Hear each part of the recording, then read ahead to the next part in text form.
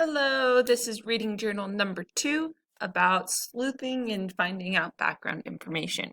So, first, before we get into it, this is reading journal number 1. Notice you have your 10th grade reading journal, which you can get on the unit overview that you should have done last week. So, anyway, make sure that you're keeping track of your reading schedule. So last week, I actually was only able to read pages 1 through 30. So I'm just going to have to read extra this week, but that's okay. All good things. So now you're on your second journal entry. So what you're going to do is you're just going to copy this, copy, Control C. Then you're going to paste it down here. And then for narrative structure, the beginning, you're going to put sleuthing, background information. And then for questions to ponder, you're going to come up with a question, so it's just 3 to 5 questions. Okay, so now you just need to list 3 to 5 questions. So the giver is interesting because it stands by itself. Not really much like background information in it necessarily, but I was thinking, is the author is this kind of like Animal Farm where the author's trying to make a comment about another society? Because it has a lot of similarities to Animal Farm, which is why I picked it. So these are the 3 questions that I came up with. 1, what has the author said about the giver? 2, where did Lois Lowry get the idea for the giver? And 3, are there other societies or environments where the government has done this, had a lot of strict rules for good things, etc.? So that's good. If you can come up with more questions, great. If you're reading a book where you feel like the background information is a lot more pertinent, you might come up with different questions. Like the juniors are going to read The Great Gatsby. Well, I'm reading The Great Gatsby with the juniors. They're reading their own book. But The Great Gatsby, for example, requires a lot more background knowledge about the time period it was written in and stuff. The Giver, not so much. So really, your type of questions really just depend on what you decide what your book is, really. Like if you're reading a book about bones and blood and crime scenes, maybe your questions will be about like what's legal, what's not, is this legal in this? So once you have your 3 to 5 questions, then here comes the fun part. You actually get to use Google to come up with solutions. So that's my first question.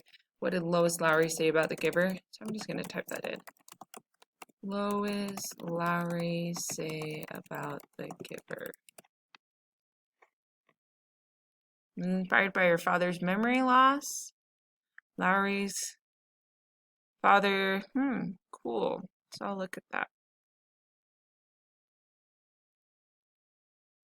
So now I'm just going to read through this and then type over here in my reading journal about the answer to that question.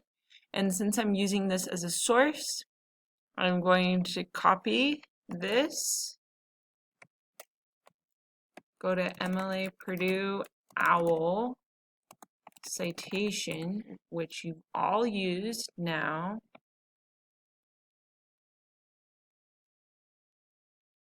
And I'll include a link in the assignment description to this as well.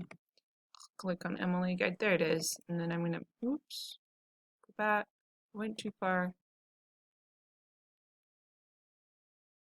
There it is. Okay. Put paste.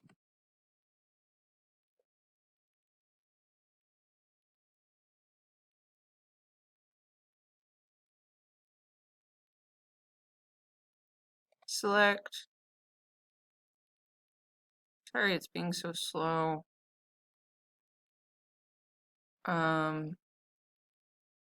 Final step.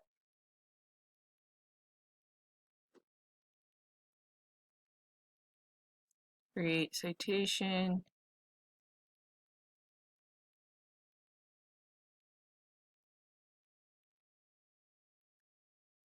Copy. And then I'm just going to put it at the bottom. Okay, now I'm going to go through and say, giver,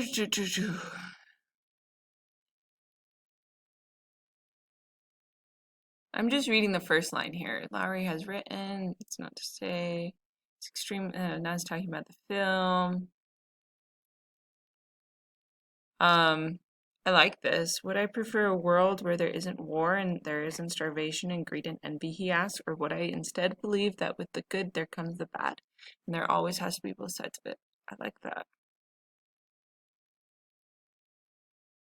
But then came the Hunger Games.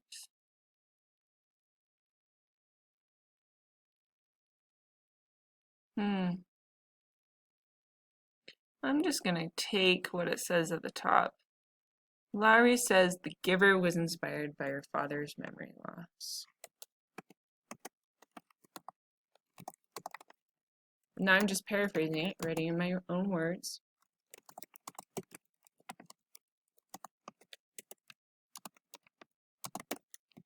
Libby, because that's the author's last name down here. So now I'm just gonna pause the video right now and I'm gonna go through and find answers to all of these, and then I'll push play and show you my answers and how I did it. So hang out, or you don't have to hang out, you just stay on the line. Okay, I completed it. Did get slightly sidetracked taking an IQ test. Don't know why I did that. It took me 12 minutes. I should not have done that. Oops. But I also was able to find a couple more sources and answer my questions. So I just have notes. And for these journal entries, I'm not looking for like a lot of stuff. I just have notes. Like, think of this as like a learning experience. So I kept that one for where did Lois Lowry get the idea for the giver. I put in memory loss, but also from thinking about rules and how children feel about rules. That's from the same source. Then I have a quote. The rules in this case, the giver had several purposes. One, to keep the society running smoothly, to keep people safe and comfortable and happy. Also, to keep them ignorant of the things they were missing. And then for this one, I just looked up like societies with too many rules, and I found this interesting article about governments who change and try to revolutionize their process but establish too many rules.